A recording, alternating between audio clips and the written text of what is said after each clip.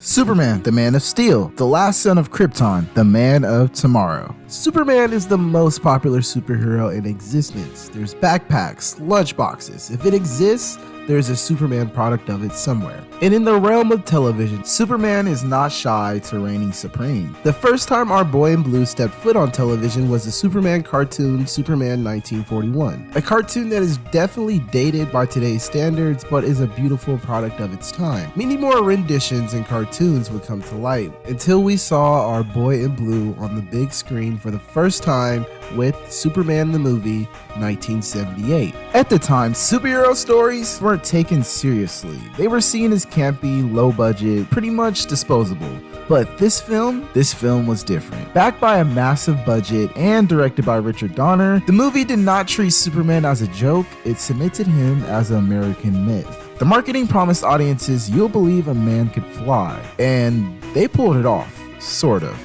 Donner's Superman was the first of its kind to really transform a larger-than-life comic book character into something we're more familiar with. And I'm saying all this to say that Superman is a character that transcends time and generation. He's a character that no matter what time period you throw him in, he just works. But there's one thing about the Superman character that I've always wondered that was never fully developed on screen: Superman's origin. Of course, we always got the scene of Superman growing up, his life in Smallville, him running in the cornfield, small tidbits here and there. But there's a lot of story there you can tell. And in 2003, that question would be answered when a series titled Smallville began production under the CW. The CW at the time would license and produce a plethora of teen dramas. So a drama-focused TV show based on one of the most popular characters to ever exist was a no-brainer for the network. So of course, they jumped onto the opportunity as soon as possible. Unlike the most previous iteration of Superman on the smaller screen, Lois and Clark: The New Adventures of Superman was a drama-focused series dwelling into the relationship between Superman and Lois, and audiences loved it. So in 2004, audiences would get a pseudo-sequel series with Smallville. Smallville is a simple concept in nature. What would Clark's first years as Superman be like? What if Clark met Lex when he was young and his father was the head of the company instead of Lex? What if Lex found out Lionel set his own parents on fire just to build the Luthor Empire? Yeah, this series is no stranger to drama. But we'll get more into that later. Seeing the origin of Superman fully realized was an amazing experience as a kid. And I cannot believe the lack of video essays on this show. Well, I'll be the first to admit, some of the series definitely doesn't hold up to today's standards. But this show undoubtedly stands the test of time and paved the way for the rest of superhero media we have cluttered all over the box office today. So in this video, I wanted to go down the nostalgic rabbit hole that is Smallville. Rank, review, recap, rewatch every single episode of the series. Hopefully we'll get there. In hopes of you giving the show its much needed rewatch, or to introduce fans of comic book media that this show even exists. So I think I've done enough yapping by now. Without further ado, let's check out the pilot to Smallville.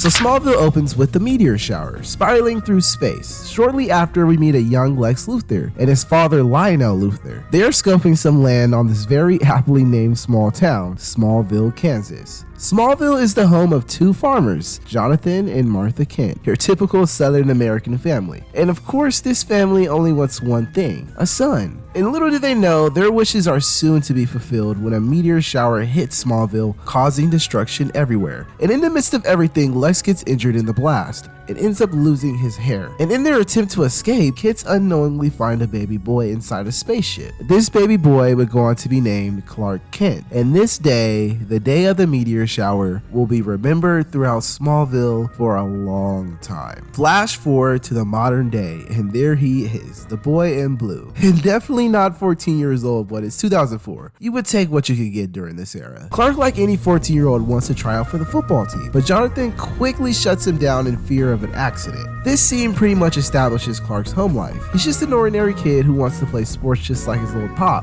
But of course, this is Superman we're talking about. One little mistake and this show goes from Smallville to the boys real quick. So of course, Jonathan doesn't want him to try out, and this pretty much sets the status quo for the entire show.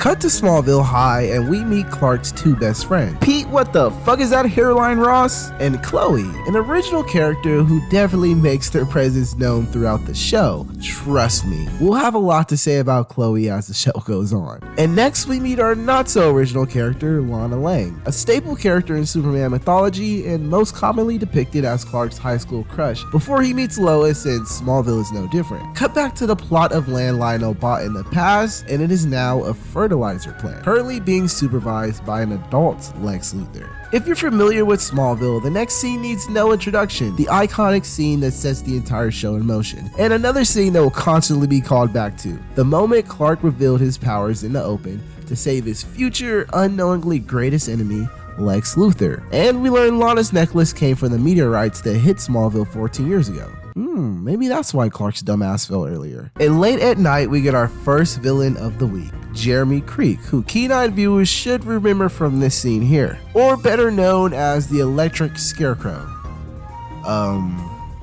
Yeah, who the fuck is that? So Smallville's showrunner Alfred Goh and Miles Millar had a very specific way they wanted the show to go, and I quote, "No tights, no flights." Essentially meaning the show is to stick to Superman's origin and not so much be more akin to what came after, with shows you're probably familiar with like Arrow or The Flash. And of course, DC wasn't gonna let them just put Doomsday or Brainiac in season 1. I bet they were lucky enough to even get Lex on screen. So the show uses what we'll later know them as Meteor Freaks to be Clark's antagonists for each titular episode. And I gotta say, I don't hate the formula, but as we go forward, you'll start to notice where the writers were definitely just throwing shit at the wall and seeing what sticks. But in due time, my friends, in due time. Back to the show. Jeremy is out for revenge on everyone who did him wrong the day the meteors fell. For starters, one of his old football friends who is now a mechanic. Lex feels indebted to Clark for saving his life, but not if Jonathan has anything to say about it. He takes this opportunity to teach Clark a lesson about responsibility. But Clark blows up and gives him the "I wish I was normal" speech. And right after this, Jonathan gives Clark a metal tablet and tells Clark for the first time, "Dude, you're an alien." So Clark, taken aback by this information, storms off and runs into Lana, and they both talk about her parents' gravestone and share a nice moment that leads to Clark believing he has a shot of taking her to the homecoming dance, but she's already going with Whitney. But that mean my boy could get a kiss on the cheek though, right? We are then introduced to the Luthor mansion, Lex's house in Smallville, and Clark is here to give the letter back to Lex. And this is where we get our first bit of the ever-growing Clark and Lex relationship that will become the titular rivalry of the Man of Steel and the smartest man on the planet. Back at Smallville High, journalist Chloe is on the case for this accident that happened at the mechanic shop, and her first suspect, Jeremy Creek, the former victim of the Smallville Scarecrow hazing, the same guy Lex saw 14 years ago. But all this sci-fi stuff has Chloe thinking about something she's been working on for years, the infamous Wall of Weird, a collection of news articles and blogs Chloe has been collecting of anything weird that happened throughout Smallville since the meteor strike. As Clark is heading out, he gets ambushed by Whitney and his crew, and with Whitney wearing that piece of meteorite necklace Lana gave him, Clark is powerless and gets decided to be the next Scarecrow for Smallville. And this is how we get that super iconic shot of Clark with the S around his chest, crucified. Lex ends up finding Clark and letting him down, but Clark leaves behind Lana's necklace on accident. So Jeremy is ready to ruin homecoming for everyone by spraying everyone with water, then using his electric powers to conduct said water. We get our first pseudo superhero fight of the season, and Jeremy tries to end things early by driving a car into Clark, but his plan backfires when the truck gets filled with water and his electric powers go off, almost killing him in the process, and putting our first run-in with the Meteor Freak to an end. Back at the homecoming dance, Clark does not get that promised dance from Lana, but instead manifests it happening. And as Clark stares off at Lana, the camera pans to the sky, ending what is Smallville's pilot, and I gotta say, that was pretty good, better than I remember. Like I said earlier, the show focuses more on dramatics of what it would be like to be Superman. I think the first episode is amazing at setting the tone. The early clash between Clark and Lex, the seeds for Clark and Lana's long and messy relationship, the Wall of Weird, the meteors being a central component to how Jeremy and practically every other villain going forward is gonna get their powers. I mean, really solid first episode. I think this could even air on TV today and still garner attention.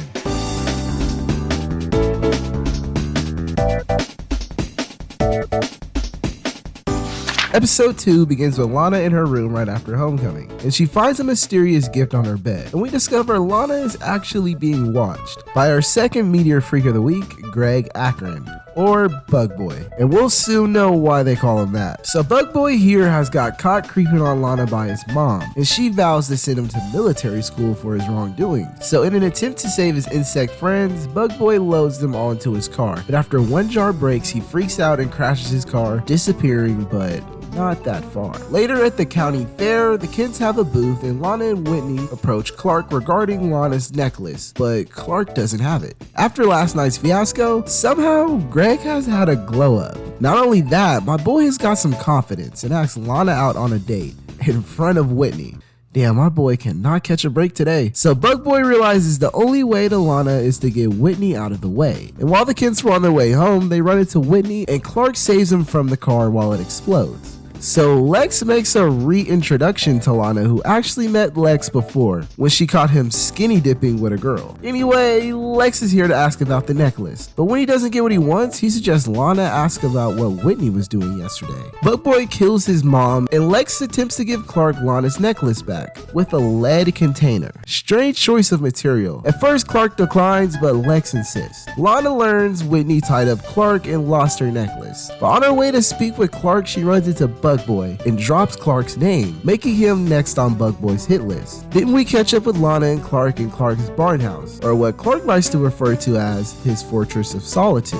Nice call, writers. After shedding in the shower, Bug Boy decides it's time to strike and attack Clark at the barn, and ends up almost killing Jonathan. But Clark comes through with a super speed save, so Clark tells Jonathan about the Wall of Weird, and assumes responsibility for not only Bug Boy, but the death of Lana's parents. And Jonathan drops one of his, and definitely not last, powerful words from the Church of Jonathan Kent. Clark brings up Bug Boy to Chloe, and after some digging in the Wall of Weird, Chloe comes to the conclusion that some mutated bug must have bit him or something to cause his new powers. So Clark, Chloe, and Pete head to Bug Boy's house to find some clues, and inside they not only find his shrine for Lana, but Greg's decomposed mother. So Whitney tries apologizing to Lana, but is cut short when Bug Boy captures her. Clark then goes after Bug Boy and finds Lana cocooned in Bug Boy's old treehouse. Bug Boy runs and leads Clark to a warehouse, mysteriously laced with kryptonite. It just so happens to be there to weaken Clark so that the villain can reasonably be explained to fight Superman,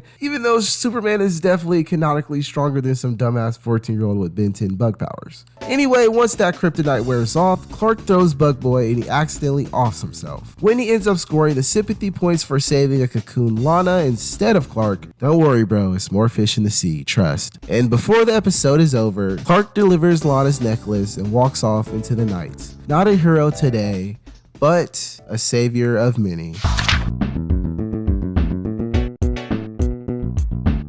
So the Smallville Crows have done it again and won another game, and this is all due to Coach Walt. But secretly inside Coach Walt's sauna, he's using a very particular type of coal. Principal Quan comes in with some concerns. Some of Coach Walt's players have been caught cheating, and just in time too, because this was Coach Walt's 200th win with the Smallville Crows. Frustrated, he slams his towel on the desk, igniting his entire office in flames. In the halls of Smallville High, Clark wishes come true when Coach Waltz catches a glimpse of Clark's super strength, prompting him to basically tell Clark, you a bitch if you don't join the football team. And Clark, going against his father's wishes, agrees to show up to practice. Clark lets Jonathan know about Coach Walt's offer, but of course he shoots down Clark once again. But this time, Clark says he's playing on the team anyway. Meanwhile, Lex is getting chewed out by some shareholders regarding profits on the Luthor Corp plant, and things get pretty heated, but Lex sets the record straight pretty quickly. It's football practice time, and Jonathan is here to make sure Clark keeps things in check. At first, Clark is playing it cool before he does the sacred superhero sin, using your powers for clout, and Jonathan is visibly upset. Turns out Coach Walt's players not only cheated, he was the one who supplied them with the test. And Principal Quan is dead set on getting Coach Waltz fired, so before he can do anything, Coach Waltz fires him first. Luckily, Clark is nearby and pulls off a rescue, and this marks the second time so far Clark has saved someone from an exploding car, and it won't be the last. So Coach Waltz is trying to get to the bottom of who snitched on him about the test, almost setting the entire football field to a flame, and Chloe captures some pictures. Back with Lex, we get our first formal introduction to Lionel Luthor and Lex's mansion, and so far, just from this early scene alone, we can see the duality in Lex's relationship with Lionel and Clark's relationship with Jonathan. Lionel compares the fertilizer plants to Roman war tactics, which he does a lot throughout the show, but gives the viewer an understanding of why Lex is the way he is. Whereas Jonathan teaches Clark with compassion and truth. Chloe tries blackmailing one of the players into letting her know more about Coach Waltz and the stolen test. But when the players won't budge, Chloe goes through with posting the picture, putting a target on her back. Coach Waltz burns the Torch's office, trapping Chloe in a wall of flames. But before Coach Waltz can finish the job, Clark comes through, forcing Waltz to stop the fire. Clark finds Trevor with a hand-shaped burn around his arm, meaning Chloe was right and Coach Waltz has fire powers. It's almost like he's a hothead.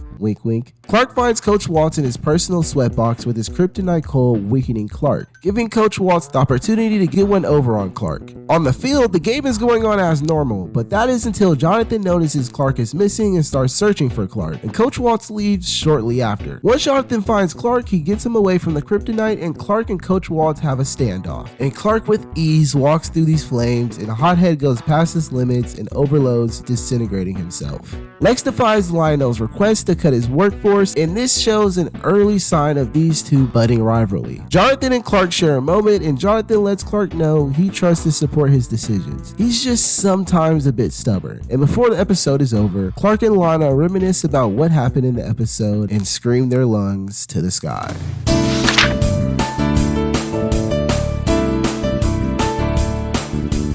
So Lex here needs a withdrawal for his entire account. Strange. But if that wasn't weird enough, he pulls out and does this? Oh yeah, I've seen this before. We're dealing with a shapeshifter. So Tina Greer was behind the robbery, not Lex. And her mom knows she has these abilities, but she does not approve of her behavior. And after a scuffle, she accidentally kills her mom.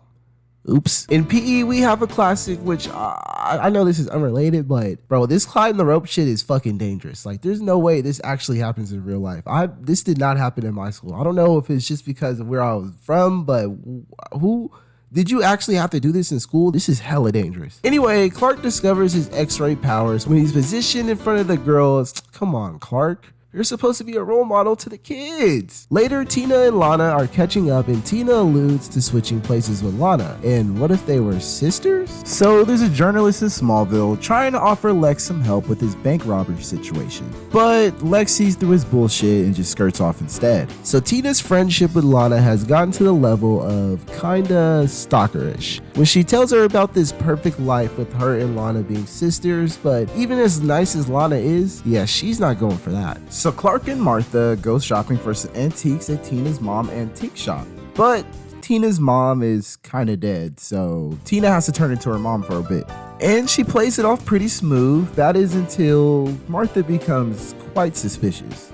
And Tina doesn't like suspicious, so she tries to kill Martha by turning into Clark and ramming her with Clark's truck. Luckily, Martha jumps out the way though and survives. So the journalist from earlier that was trying to blackmail Lex gets a piece of the real Lex Luthor and flips his whole deal on the guy when he steals his identity, and now he can literally change his identity to be anyone. But instead of ruining this guy's life, Lex decides to hire him to figure out why he didn't die when he went 60 miles per hour off that bridge. So Lana has been acting a bit strange and immediately starts making out with Whitney out of nowhere. Tina easily seduces Whitney into giving her his jacket, and I think Shapeshifter's plan is now in effect. Clark and Pete go full detective, and Clark uses his X-ray vision on the store to discover a body, the dead body of Tina's mom. And this is the most chill reaction to a dead body I've ever seen in my life. Tina enacts her plan to replace Lana, where she ambushes her at the graveyard where she talks to her parents and leaves her captive in a random mausoleum. Typical damsel in distress situation. And when Clark gets a taste of this kryptonite, Tina is making quick work of Clark. But once the tables turn, Clark knocks out Tina and uses his X-ray vision to find Lana, saving her while she's still unconscious. In the entire episode, the reason Lana was being so distant with Tina was because she wanted to hear her mother's voice that she knew was captured on tape at the 1977 Smallville high graduation. And Chloe comes through with the tape. Tina is in jail. Clark is getting cucked once again. Damn. And Lana gets to hear her mother's voice.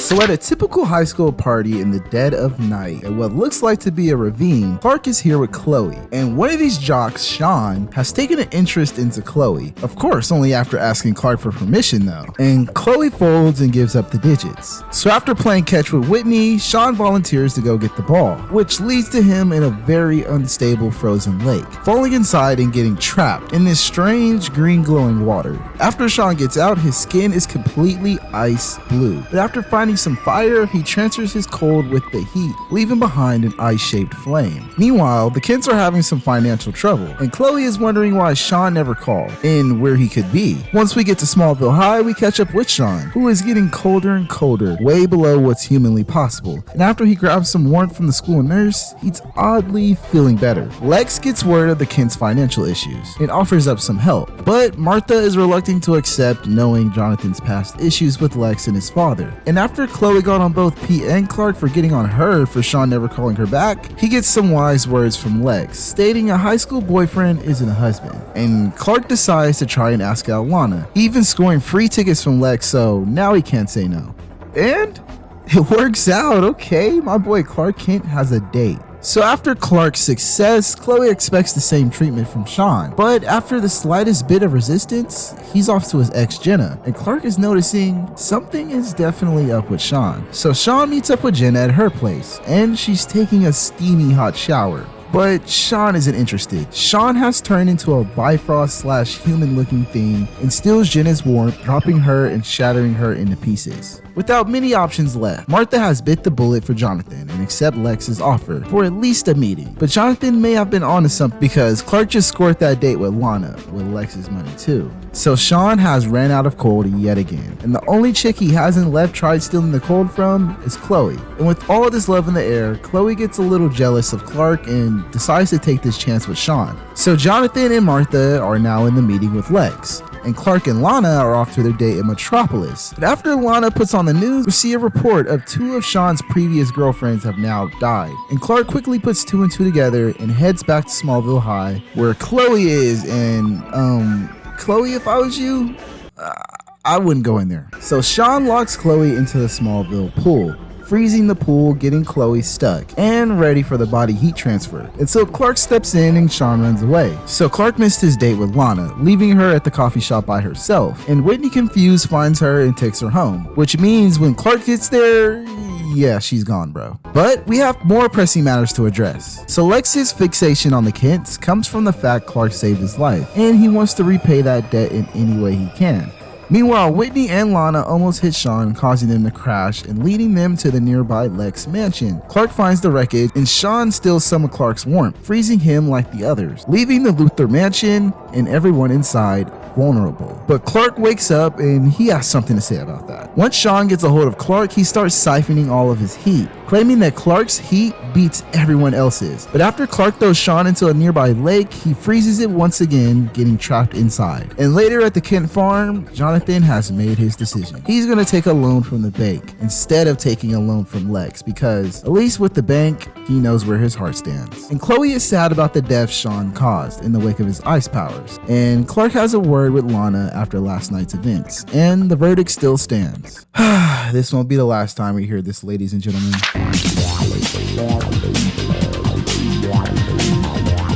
So every Smallville High freshman needs to complete community service, and of course, Clark picks the one where Lana is volunteering at.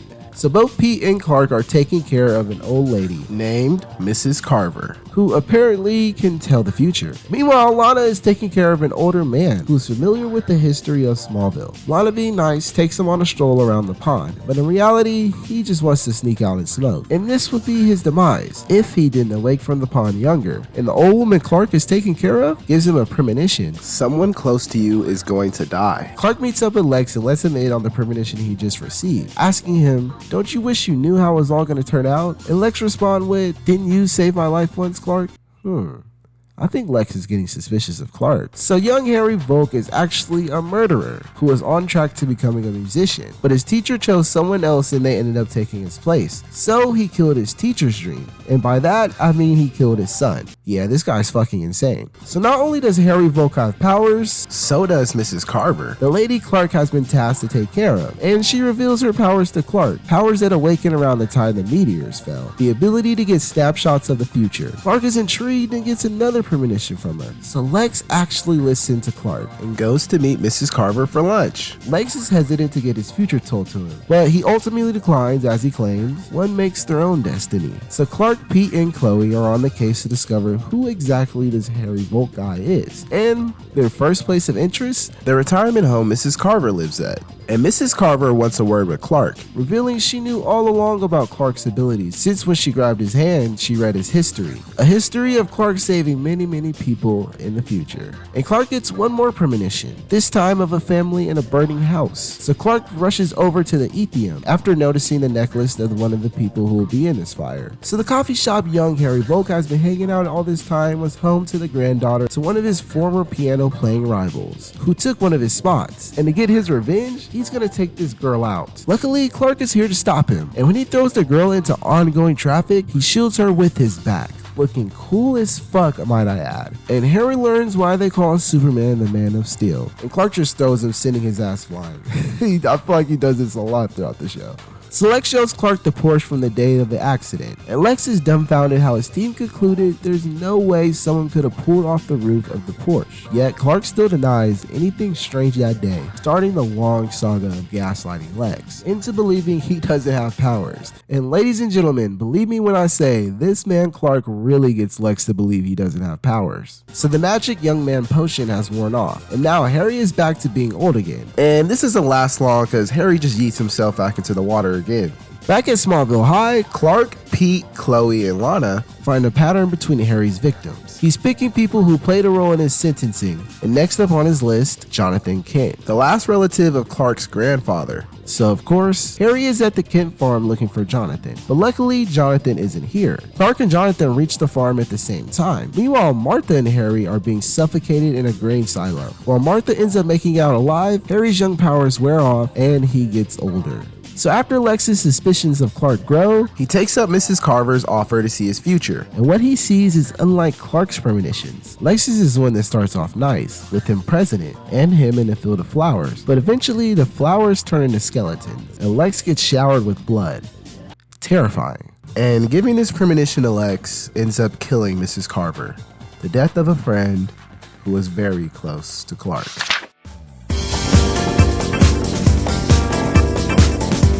So Joey Melville is an overweight teen who is very self-conscious and gets bullied about her weight at school. So Joey takes matters into her own hands and stops eating entirely, only drinking these healthy shakes. Little does she know, these shakes are laced with kryptonite, immediately causing changes in her body, slimming her down 30 pounds instantly. So Lana is planning for her to have a huge birthday party at Lex's mansion, which is a huge distraction for Lana, who is trying to open the talent. And Whitney wins a tryout for Kansas State University. Jody wastes no time and takes his opportunity to ask out Pete for Lana's party. And Clark, speaking for Pete, says yes to Jody's offer. The kryptonite smoothie does its wonders, shaving off another 30 pounds, but there's a side effect to these smoothies. You get extremely hungry. So hungry, the regular food doesn't cut it anymore. When she hits a deer on the side of the road and starts eating the deer whole. Chloe and Clark find the deer, and the only explanation they can come up with is a meat-eating vampire, which wouldn't surprise neither of them by this point. So Lex has taken an interest into the Smallville torch, leading him to Smallville, where he discovers the Wall of Weird. Clark lets him in on the connections and all these oddities that have happened since the meteor shower, and Lex shares his meteor shower story with Clark and how he lost his hair. So Jody's stomach has been giving her problems, and the guy who was talking shit earlier, he tries hitting on Jody now that she's lost weight, and Jody is pretty hungry right now. So Jody seduces Greg And starts, you guessed it,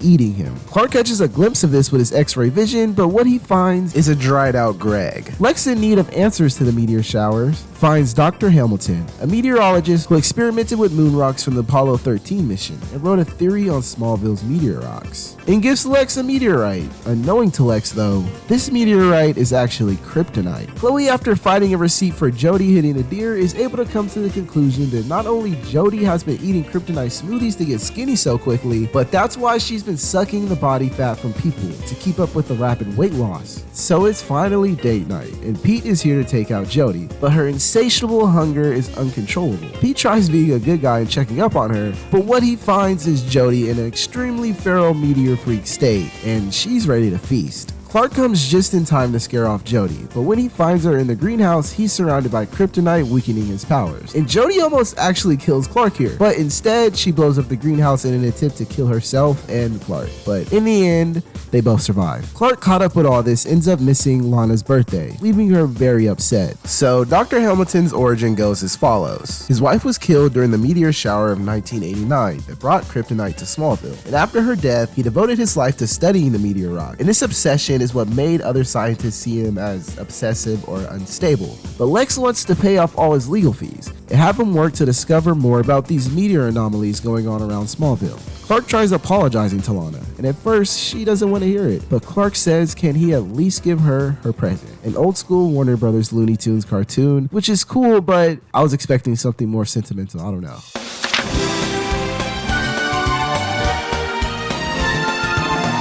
So tonight, the Kents are headed out to Metropolis for their anniversary. Meanwhile, in Metropolis, a woman puts her baby to sleep, and not long after, a man comes and takes hold of that baby, claiming daddy's going to get better, before causing an earthquake. This man is Earl, and something happened to him at the Luthor Corp plant in Smallville, and he needs to see Lionel Luthor now. And when the janitor declines Earl, earthquakes start crashing through the door, accidentally killing the janitor. So, it's the early 2000s. Clark's parents are gone, and he wants to get his friends together and hang out. Famous words spoken before defeat. Clark's house turns into Project X, and we get to see how Superman handles himself at a teenage house party. So the culprit behind this party is Lex. He paid off the police to let the party go on, claiming how important it is for Clark's reputation. Solana showed up to Clark's party by herself, and when Whitney walks in, he's upset. But before they can argue, rumbling starts. And what or who Clark and Whitney find is later at Smallville Hospital, a location we'll become very familiar with. Earl has another one of his outbursts. I don't know, man. This just looks so funny to me. The next day is here, and Clark finds his house a complete wreck after last night's party. But, oh yeah, I'm Superman. I have super speed. Clutch. Later, Jonathan and Clark go to Smallville Hospital to check up on Earl, and from the doctor, they learn Earl was hurt in an explosion at the Luthor Corp plant, but apparently there was no explosion.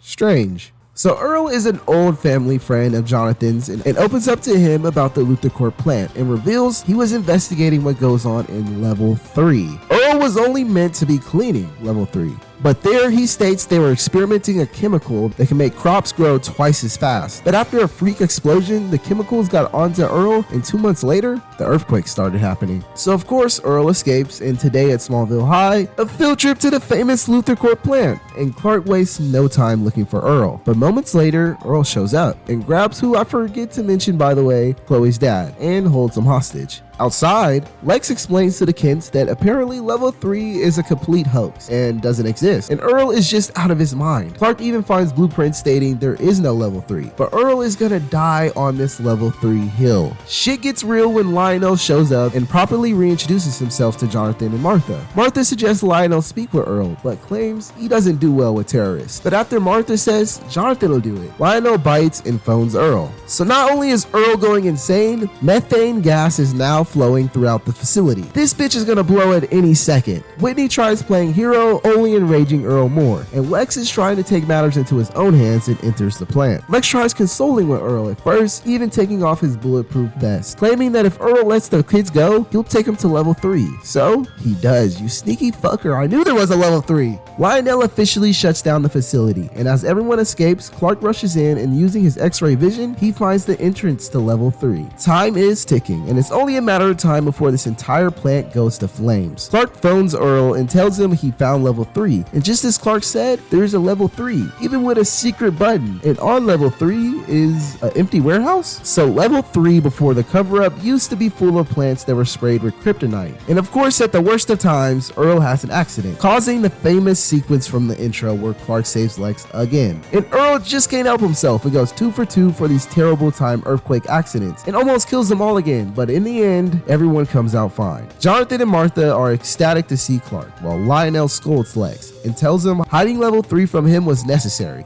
and just plausible deniability.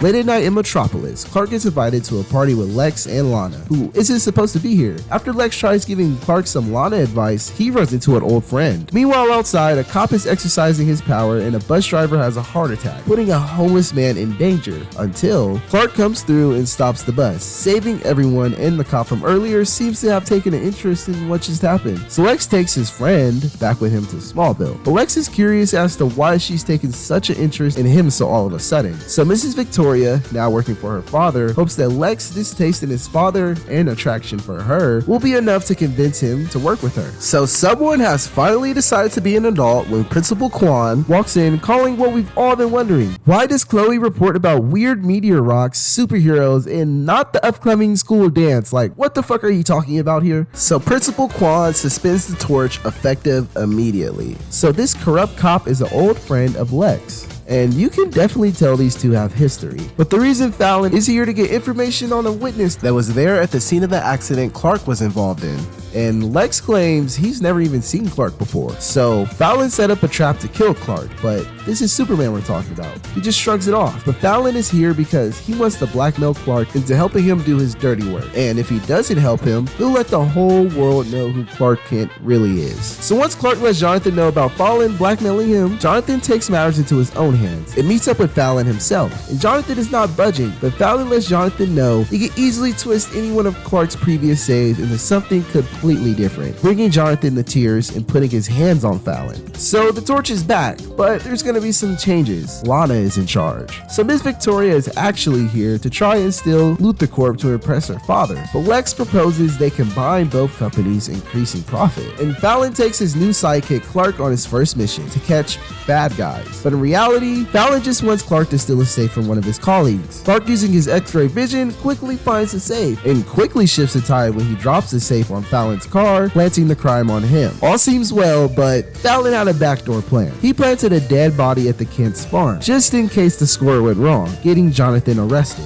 Not only did Fallon get Jonathan in jail, he's a free man, and the blackmail has only gone worse because now Fallon can use Jonathan as extra leverage, putting Clark in an almost unwinnable situation. Clark visits Jonathan in jail and reveals to him that he tried getting an upper hand on Fallon, almost taking Fallon out, but instead of getting upset at Clark or yelling at him, he speaks softly, explaining to him how important it is he didn't do anything to Fallon, and he's a better man because of it. Later, Fallon is back and lets Clark know about one last job, and of course, Fallon promises Clark nothing will happen to his family as long as he complies, and desperately, Clark agrees. So Fallon's big plan is getting Clark to steal the African breastplate from the beginning of the episode we saw earlier, with jewels going across it worth $10 million.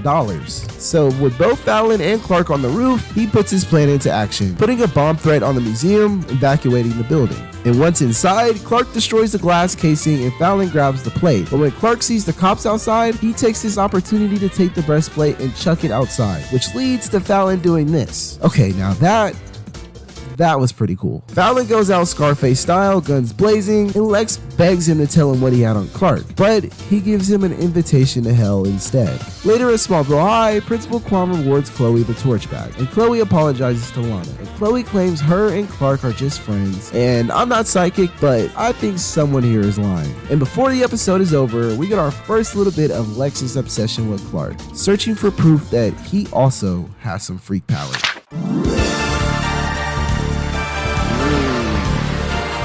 So at PE, this jock is bullying his brother and sister, who's in her journal writing love letters to Lex Luthor, but her brother doesn't think anything is funny. Later in the locker room, Troy, the jock from earlier, is getting attacked by inanimate objects. Weird. Almost like he was being attacked by someone invisible. Meanwhile, Whitney and Lana are arguing, of course. But this time, Whitney really needs some space and blows off Lana and cannot help with the upcoming blood drive. And Clark, of course, not trying to create 11 telepathic kids, doesn't offer up his blood either. So what I'm assuming is Invisible Woman, or Desiree here, is working at Lex's mansion, filling in for her mom, and meets Lex's new love interest, Victoria, which she promptly spills her drinks on because of her dying love for Lex, that Victoria obviously notices. Later in the night, Lex is searching for his watch. But suddenly, the flowers Clark brought for Victoria randomly get knocked over. Clark, playing detective, finds Victoria snooping around on Lex's computer in a strange bright light emitting from a room in his house. And once they enter this room, what they find is a room encapsulated with blue light and some weird assortment of random words splattered all across the room. So Lionel has come to Smallville to visit Lex, interrupting Lex's very intimate neck rub from Victoria. And once she leaves the room, Lionel goes off on a rant about how Victoria is here to spy on Lex and isn't interested in him at all, which seems about right when Desiree catches her snooping on Lex's and Lionel's conversation. And back at Smallville High, not only does Clark notice Whitney getting talked to by the school counselor, but once he drops his bag, Clark notices inside are pills labeled amlodipine, and I'm hoping I said that correctly because I really don't care to look it up. Back at Lex's mansion, Victoria is running a bubble bath, and Clark comes over to ask Lex about those pills Whitney had in his bag. And in the bathtub, Invisible Woman has had enough and tries drowning Victoria in the bathtub. But she seemingly escapes when Clark walks in and she cuts her foot. So Clark brings the blood sample to Chloe, who, after touching it, she finds some green substance which makes parts of her fingers invisible. So that's how they're doing it. And Clark confronts Whitney on those heart pills, and Whitney confides in Clark that those pills are for his father, who's currently in Metropolis dealing with some heart issues which could potentially lead to his death. Clark and Lex are having a conversation over some coffee, and Clark gives Lex some information to lead him to believe that Desiree is behind these attacks. And after doing some snooping, they find a shrine to Lex himself, where behind all the pictures are the same watch that Lex has been looking for this entire episode, and the same one Clark noticed she was wearing earlier. Lana shows up to the sunset invite she received from Clark, and the two catch up with the beautiful sunset and no Aunt Nell to bother them. The perfect moment to kiss. But Clark, being the man he is, instead of seizing the opportunity and stealing Whitney's girl, he steps back and tries to fix Lana and Whitney's relationship, putting him and Lana's friendship at the priority instead of his romantic feelings for her. Don't know how you do it, bro. Couldn't be me. So Lex has officially kicked out Amy and her family from the Lex estate, but the Invisible Woman, or man, isn't just gonna leave so easily. And Chloe visits the Fortress of Solitude with some concerning information. The whole episode, both Clark, Chloe, and me for that matter, has suspected Desiree was behind these attacks, but after pulling up the blood type from the glass, it matches her brother's, not Desiree, meaning they both have been using these invisible powers. And back at the mansion, Lex is now tied up, getting monologue from Mr. Invisible, and put within an inch of his life. Clark comes in and meets Jeff. Using his X-ray vision, he's able to make out his skeleton, but since Clark's powers haven't fully matured, seeing him is difficult, until he throws him into some paint buckets, knocking him out and exposing him. And before the episode is over, Clark is doing what he does best, snooping on Lana and Whitney, reminiscing about sacrificing his chance with Lana for the greater good of Whitney and Lana's relationship, as well as his and hers.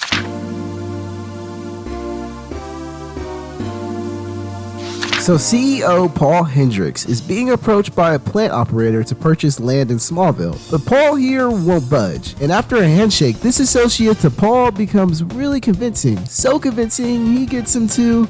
So as country folk do, Clark, Lana, and Chloe are horseback riding in the Smallville woods, a place known for its mysteries. When Lana gets separated from the group, she awakens to a random guy in her face, who Clark scares off, leaving behind a camcorder. Rickman has made his way to Smallville. Weird how Lex is just randomly friends with all these shady characters, so for Rickman to build his plant, he's gonna need a lot of land that reaches into the Kent's territory.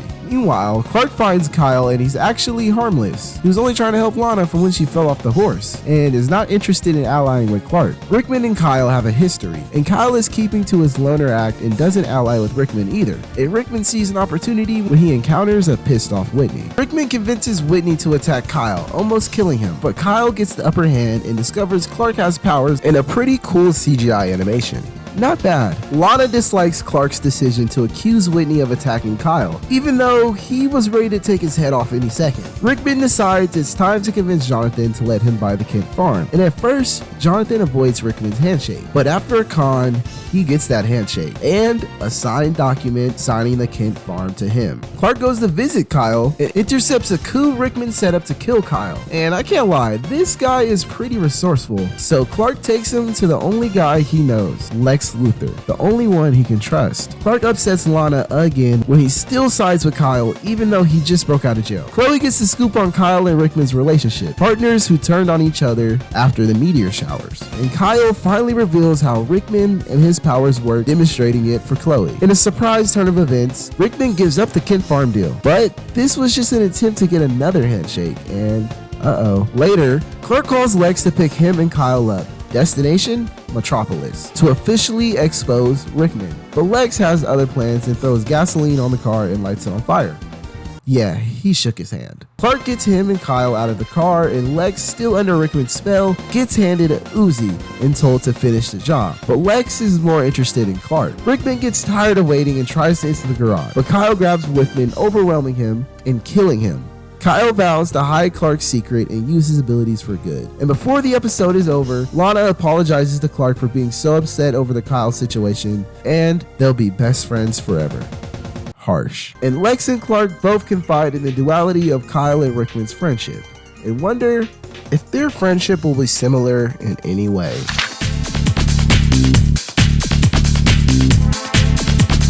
So today, the kids are on a geology field trip to which is totally not the California redwoods, in search of rocks for their assignment, including meteor rocks. Aren't you here kinda early? It's only season 1, bro. That'll make more sense later. So Eric here is the son of the geology teacher, who's really hard on Eric. Later, Eric ends up missing and decides to play with his life, standing on the edge of a dam. Clark tries to save him, but he's holding kryptonite. And then, lightning strikes, causing what looks like a transfer of powers between Clark and Eric. And back at the Kent farm, it's official. Clark has lost his powers, and for the first time in his life, he's actually going to be late for school. Meanwhile, our friend Eric here has been enjoying the benefits of his newfound strength. And we get word that Lana's aunt is planning on selling the famous flower shop, greatly upsetting Lana. No powers, Clark has him outside in the dead of night putting together a fence. Lex then pulls up because he cannot get this question out of his mind. We catch back up with Eric creeping around in downtown Smallville. Chloe ends up getting mugged, but Eric with his new powers makes quick work of this guy in complete broad daylight for everyone to see.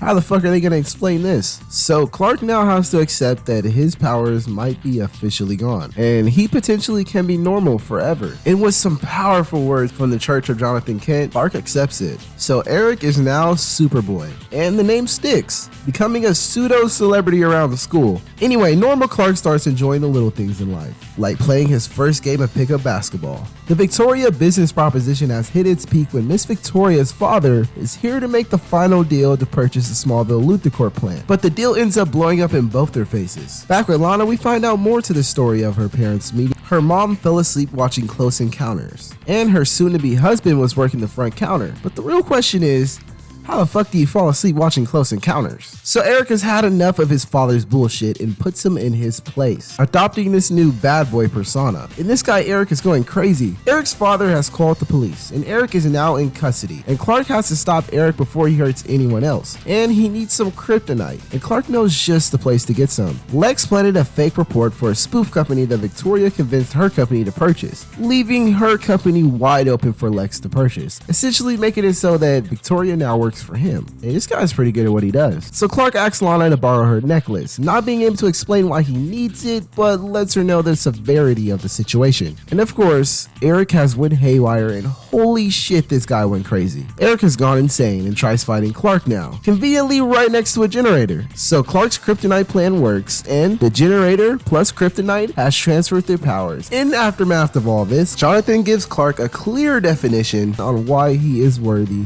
of the mantle of Superman, his two strongest gifts. Eric unfortunately did not have. Lex wants to give Clark the benefit of the doubt and give up on the idea of Clark having abilities. And Lionel is apparently fucking Victoria too.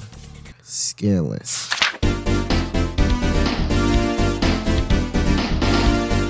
So for Chloe and Clark's school project, who better to interview than Lex Luthor? But Lex gets a call from his dad he has to take. Meanwhile, outside, some masked individuals sneak in with invisibility and intangibility powers. They use to rob Lex's secret room, where he keeps his jewelry. Clark gets ambushed, and these guys' powers are weakening him, and Chloe gets pushed out of a window and falls to her death.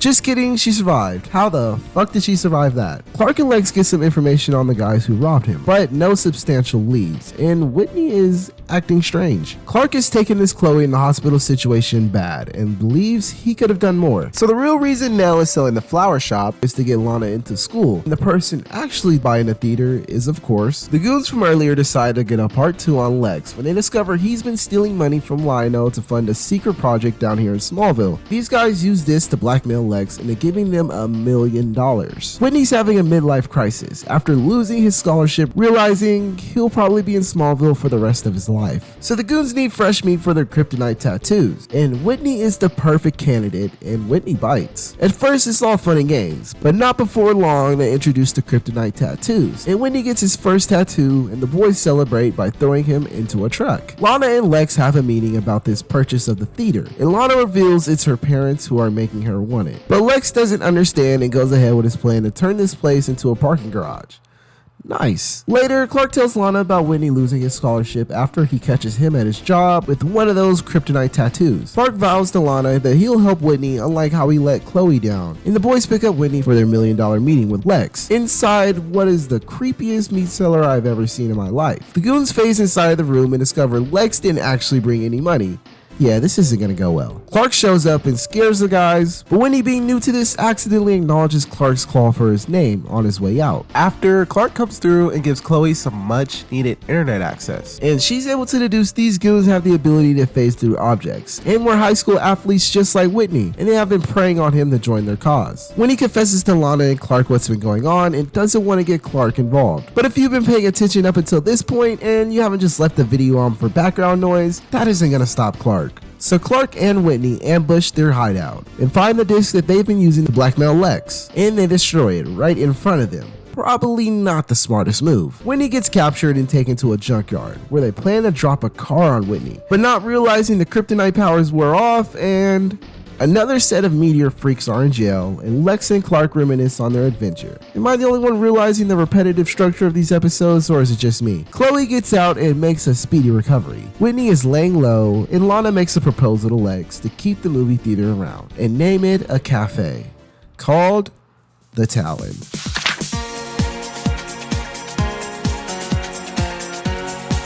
Episode 14 opens with Lex being tortured for an event that happened 3 years ago at a nightclub in Metropolis. Lex is out with an engaged woman, Amanda, and funny enough, her spouse had the same idea. Lex chases after her, and her spouse here is not going down without a fight and tries pulling a knife out on Lex, but ends up getting shot in the process. But the person torturing Lex is...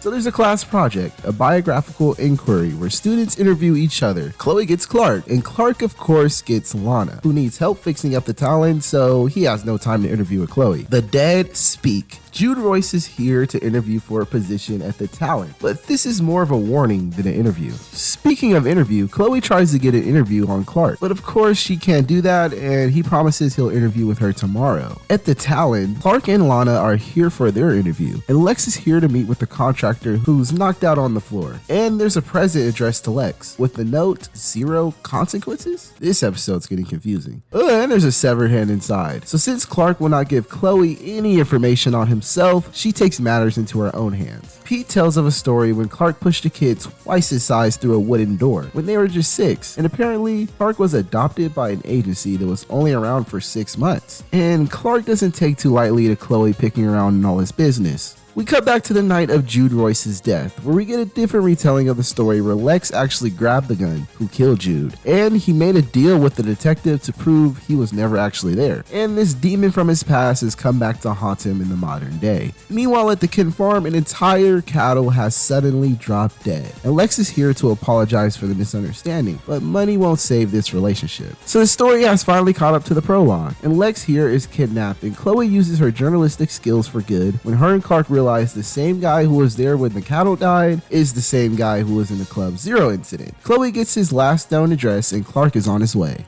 So all Jude Royce wants is the truth. What happened at Club Zero? And when he doesn't get an answer, he dies? Damn it, be your own people. After Jude learns the truth, he shoots the railing behind Lex, causing him to fall to his death. But Clark, in a last-ditch effort, saves Lex and takes out Jude, saving Lex Luthor's life once again. Damn, what a day. So after that chaos, I forgot all about the talent. But today is the official grand opening. This place will eventually become a pseudo-headquarters for our Smallville gang, and Clark sees fit to drop a picture of the original talent to hang up, which I think will suit the place just nicely.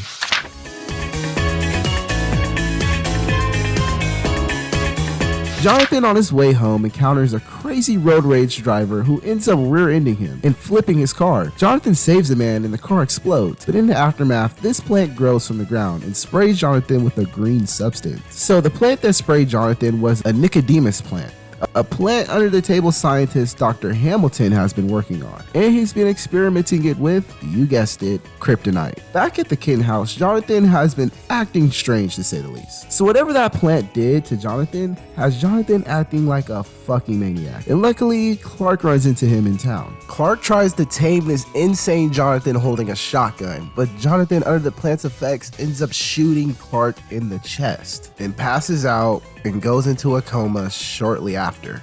Chloe and Lana have decided to do some investigating at the scene of the crash, and Lana ends up finding the plant, but she gets got too. So Lex has given up on Hamilton's findings after Jonathan Kent could potentially die from this plant, and he doesn't want to be the cause. Meanwhile, in Smallville High, Lana does her best Manny Santos impression and woes the entire school and blows off Whitney. What a way to make an impression. With Whitney out of the picture, Lana sets her sights on Clark and takes him to the Smallville pool, and I don't think Clark is ready for all this. Lex is a smart man, but if there's one way to get his attention, it's playing with his money. Just like Jonathan, in Lana's rage, she skirts off in Lex's Porsche, and Lana's crazy ass climbs the highest tower she can find. But of course, as she climbs the tower, the effects of the flower wears off, and Clark catches her and she goes into a coma, and she's admitted into Smallville Hospital. So now Lana, Jonathan, and the man from earlier are now all in comas with no one knowing when they'll wake up. Later at Smallville High, Chloe discovers in Hamilton's research, he hypothesized the meteorite's ability to bring back dominant plants, just like the Nicodemus plant here, the same plant that has been causing all this chaos. So Pete and Chloe go Scooby-Doo and go to Hamilton's lab after hours. And when they split up, Pete gets a hit of the flower and does the most unintentionally funniest thing I've ever seen in my life. So Pete gets the hots for Chloe and goes into a rage, ranting about Clark's friendship with Lex and everyone treating him lesser, and when he sees a gun, he points it directly at Chloe and demands her car keys. Immediately after, Chloe tells Clark, and he rushes after Pete, who shows up at Lex's mansion, and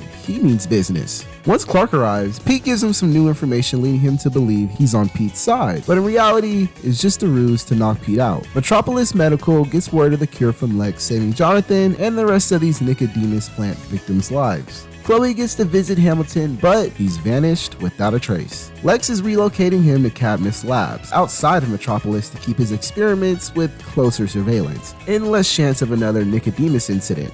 Clark and Lana talk about this episode's events with a beautiful view of Metropolis in the background, and Clark promises Lana she didn't do anything too embarrassing while she was under the plant's effect.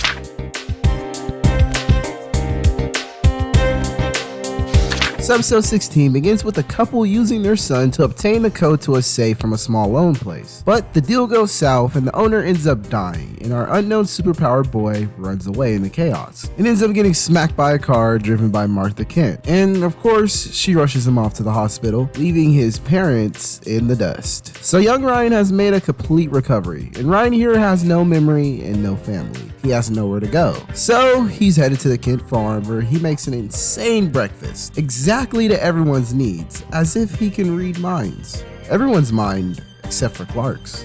Lionel has come to make a surprise visit to finally offer Lex the opportunity he came to Smallville for, a position next to his father at the executive building in Metropolis. But Lex throws Lionel off when he doesn't immediately accept the offer. He's starting to like it in Smallville. Later at the Talon, Lex gets introduced to Ryan, and they both share a love for the comic book Ryan has been reading all episode, Warrior Angel, a superhero with an origin not so different from Clark's. Out of nowhere, Ryan's dad shows up, scaring Ryan into hiding. In a trash can? But just like the theme song of the show, Clark saves Ryan before he meets his defeat. Lex catches up with Clark and we get our first mention of Baby Julian, which I'm very surprised was mentioned this early because Baby Julian plays a big part into Lex's psyche later as the show goes on. Clark and Chloe go to the scene of Ryan's accident and find Ryan's bag and inside a photo of Ryan's family. Ryan discovers Clark's spaceship revealing his power and he consoles Clark about his mother's death. He hid his truth in hopes of the Kents adopting him and saving him from his abusive stepfather and his new wife. And the only one who can really save Ryan now is Clark. And moments later, Ryan's stepmom is here posing as CPS and getting Ryan in a clean escape, almost too clean. Lex on his way to Metropolis gets stopped suddenly, and Ryan's dad's big plan is now in play. Kidnap Lex Luthor and get the password to his trust fund, dumping Lex on the side of the road. Chloe comes through yet again with info on Ryan's dad, and Clark realizes Ryan and Lex are in danger. Ryan's dad reaches a bowling alley where Ryan reveals his plan. He's gonna kill his new girlfriend here just so he doesn't have to split the profit with her. And goddammit, I didn't expect he'd actually kill her. And when Ryan's dad corners Clark, Clark decides to catch a body too. I guess we all just killers today. Lex changes his mind on returning to Metropolis and wants to stay in Smallville, claiming his father fears his success and wants to keep a close eye on him. And I don't think he's wrong. Ryan's headed off, and before he leaves, he drops some words of wisdom to Clark. Watch out for Lex, Lana might be feeling you, and fuck these comics, Superman saved me.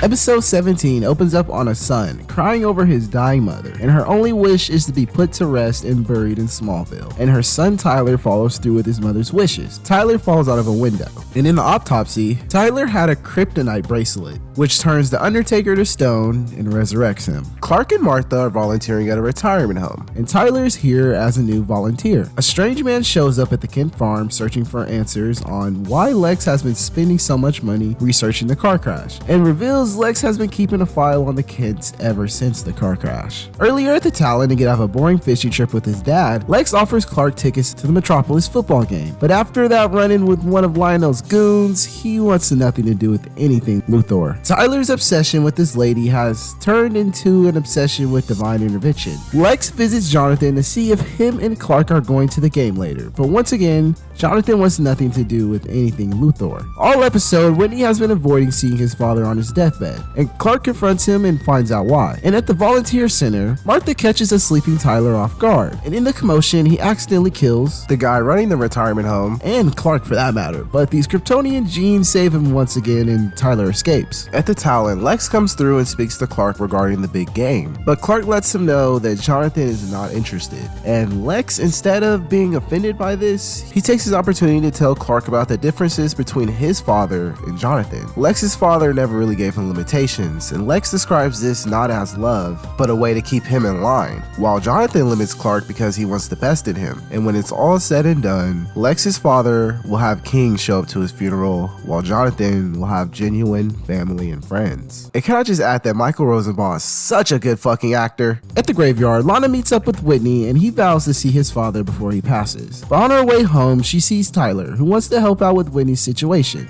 Uh-oh. So Lana rushes to Smallville High to tell Clark about Tyler's plan, and at Smallville Hospital, Tyler is ready to enact his plan. Clark shows up and totally does use his powers in front of this nurse and rushes in and throws Tyler out of the way of killing Mr. Whitney. And Clark drops a bombshell, and in all this confusion, Tyler ends up offing himself. What rating is this show again? And before the episode is over, Whitney's dad gets the chance to see him play. Jonathan makes amends with Lex, and Lex promises to close the book on the bridge case, and Jonathan never cared about fishing or the football game. He just wanted a chance to have some quality time and talk with his son.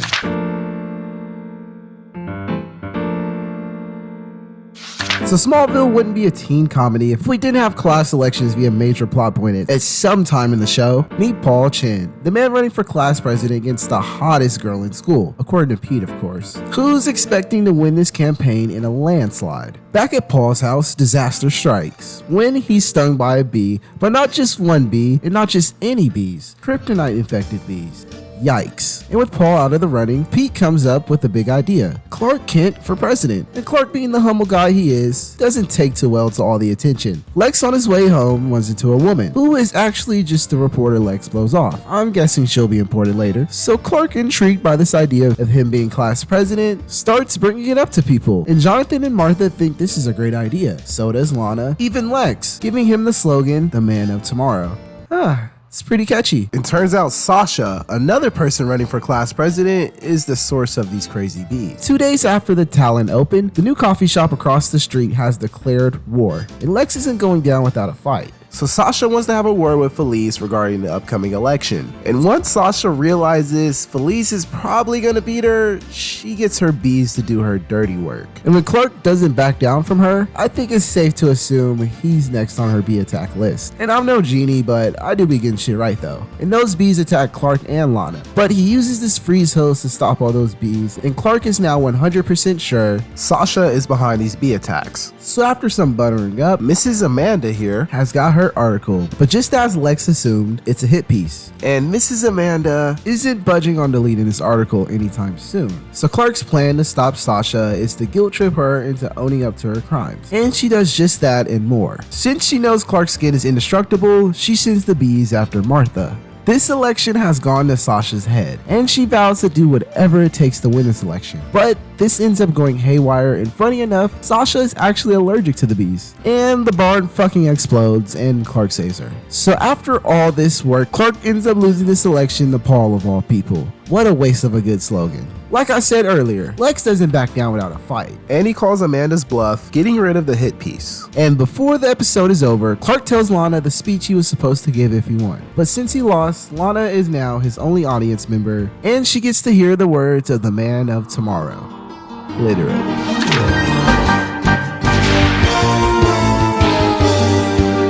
At the Metropolis Children's Hospital, a young artist named Justin is being released back to his hometown, Smallville. But this painter has been in a terrible accident, causing him to lose both his hands, Doctor Strange style. But in reality, he doesn't have control of his hands, he has control over inanimate objects. And this doctor who is supposed to fix his hands, yeah, he hasn't done jack shit to fix those hands. Today is the job fair at Smallville High, and Clark has been spending so much time with Lana, he makes the mistake of forgetting to sign up for a journalism competition with Chloe, pissing her off and going on a date with an old friend, the artist from earlier in the prologue, in an attempt to make Clark jealous. And I think it might be working. Clark and Lana are talking, and she says sometimes the right person can be right in front of your eyes, and you never know it, while staring directly at Clark. Okay. And back at Smallville High, we get our first real look at Justin's powers. And this guy can still draw, just not with his hands, with his mind. That's pretty cool, I can't lie. But Clark, on the other hand, doesn't think Justin's powers are so cool. After he gets a glimpse of a newspaper depicting a death that happened at the children's hospital, Justin overhears this and he thinks something fishy is going on. Lex's mother's best friend is here to visit Alexander Luthor. Meanwhile, at Smallville High, Justin and Chloe are now officially a thing. And even though Chloe knows about his powers, she has no problem with this at all. Justin enacts his revenge on Principal Quan, the person who actually hit Justin all that time ago, and Justin gives him a taste of the pain he felt. At Smallville High, Clark goes over the information Justin asks Chloe to pull up, and for some reason, all the info links up Justin being a murderer. But why doesn't Clark come to this obvious conclusion? Lionel gives the full rundown on this family friend who has been visiting Lex. Apparently, the reason she's so interested in Lex isn't money. It's because she's dying, and with her being so close to Lex's mother, she wants to spend her last living moments with the closest relative to her. So in reality, Mr. Quan never did hit Justin. It was his son, meaning Principal Quan died for no reason. And Clark's suspicions become fact when Chloe and Justin's drawings depict justice. And Justin isn't dumb and knows Chloe snitched, so he has to finish the job and tries to take out Chloe. But Clark comes to the rescue, destroying the chainsaw aimed directly for Chloe, and takes out Justin for good this time. Lex visits his mother's friend one last time before her passing, and Clark has made his decision to pursue Chloe, irritating Lana, but before she can say something, Whitney has some unfortunate news. His father just passed away, causing further tension between Whitney, Clark, and Lana.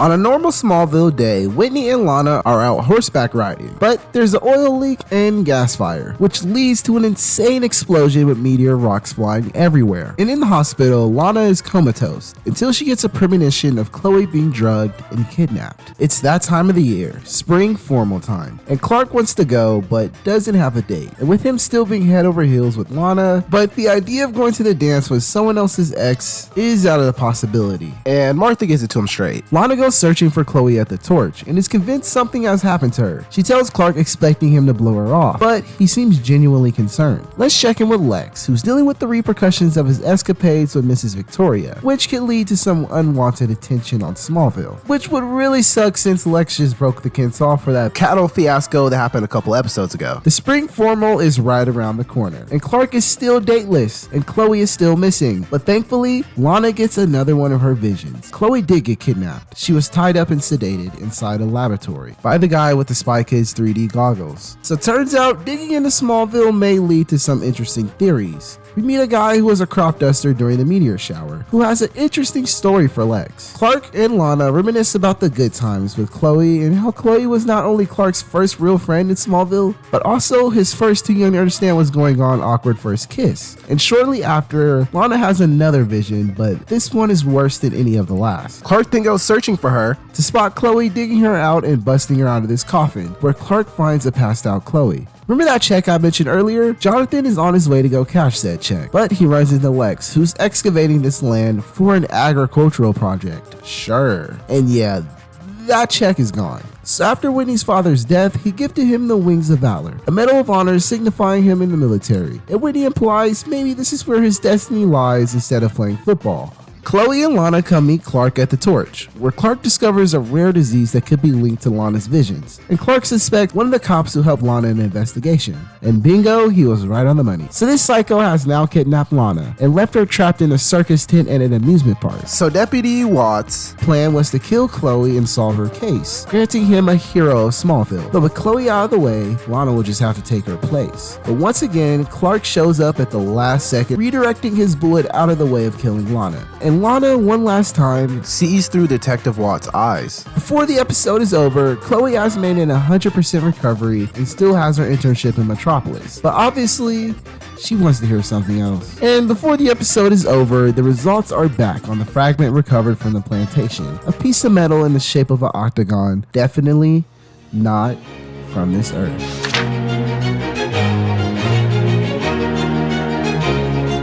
Alright, ladies and gentlemen, episode 21 is our first season finale. And we start off with Lionel making an appearance at the LuthorCorp plant, but not with good news, some rather unfortunate news. He has just fired pretty much the entire workforce at the Smallville LuthorCorp plant, just in an attempt to not only get back at Lex, but convince him to come back to work with him in Metropolis. Back at Smallville High, all anyone can worry about is the upcoming spring formal. But Chloe here is more concerned with the closing of the LuthorCorp plant, meaning her father would be out of a job. So Clark goes to speak with Lex to hopefully get some concrete knowledge on what's going on, and he sees a very interesting paperweight. Whitney has a surprise for Lana, a picnic, and if you're familiar with this style of TV show, this can only mean one thing. Whitney has some bad news, and the bad news is he's enlisted in the Marines, and he's leaving Saturday, and Lana has to stay in Smallville and be completely loyal to him while he's gone.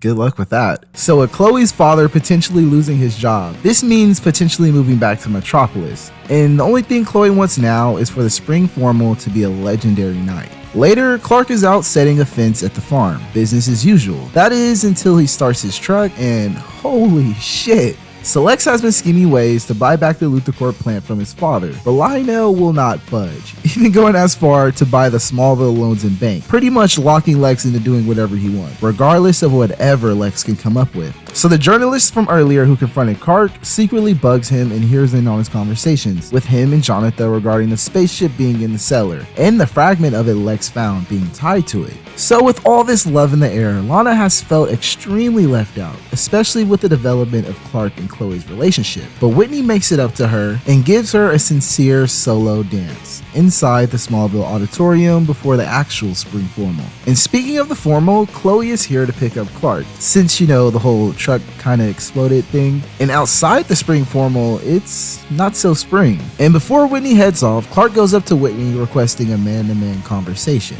And meanwhile, this journalist finds Clark's spaceship. But not only that, he gets footage of the spaceship. And now at the spring formal, Clark's promise has come true. An amazing night out with Chloe, accompanied by Remy Zero. The band then actually plays the theme song for Smallville. So outside, that storm from earlier, yeah, it's turned into a triple twister. And yeah, this is definitely Kansas. And Lana is stuck outside in all this mess. At the Kent farm, Martha and Jonathan try to get the shelter in the cellar, but our friend from earlier is already here.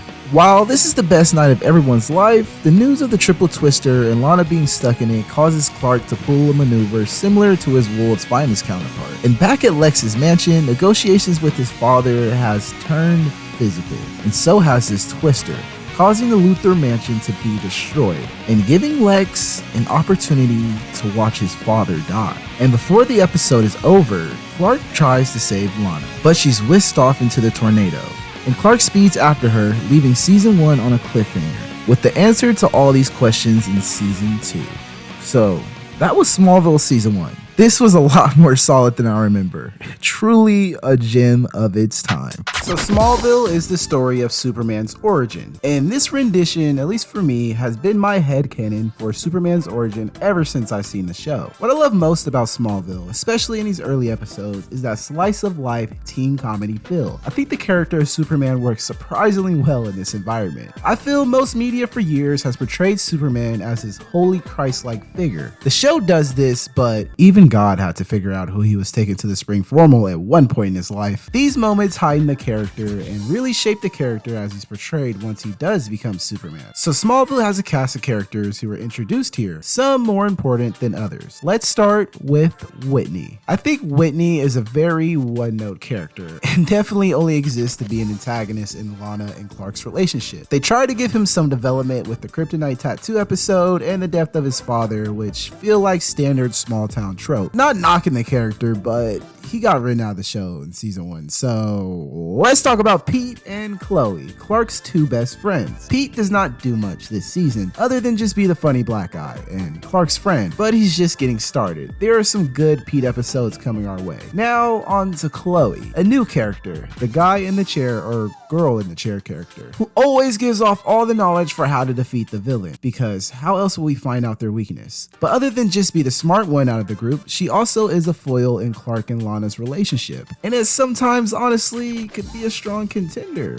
Lana fans, don't kill me. And I think it's mostly due to Allison Mack's performance, which is really good. I think she is one of the best actors in the show. We'll get to your bald ass in a second. While most of the time, like I said in this season in particular, she's mostly written to just stir the pot between Clark and Lana and give exposition dumps, but she stays on the show for a very long time. And as the show goes on, her importance to the story will only heighten.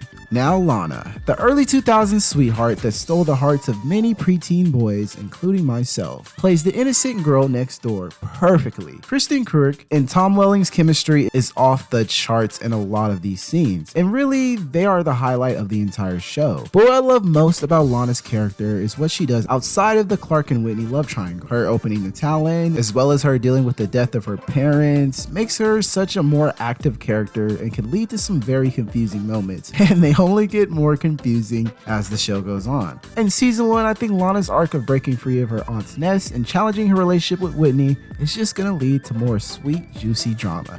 Whew, who would have thought Superman's love life would be so interesting? But before we talk about the Man of Steel and his greatest rival, let's talk about his parents, Jonathan and Martha, who are extremely prominent characters in the show, as they should be, because in Superman lore, the main reason he has that Boy Scout attitude and good loving nature, it all comes from his parents. And time again throughout the show, you see Jonathan and Martha giving Clark advice, taking in orphans, volunteering to help the elderly, and I mean, they're just good, honest farmers. And Smallville does not let you forget it. While Martha doesn't do much this season, Jonathan definitely takes a spotlight on this weird distaste for Lex, which seems almost like it's unwarranted and out of the blue. And I don't want to say too much right now, but that and the Kent and Luthor relationship will grow tremendously as the show goes on. So Lex Luthor and Clark Kent. I feel it's only right to speak about these characters in pair, as Lex and Clark definitely do a lot on their own this season, especially with Lex controlling the plan and the whole moving back to Metropolis thing with Lionel. What pretty much sets the entire show in motion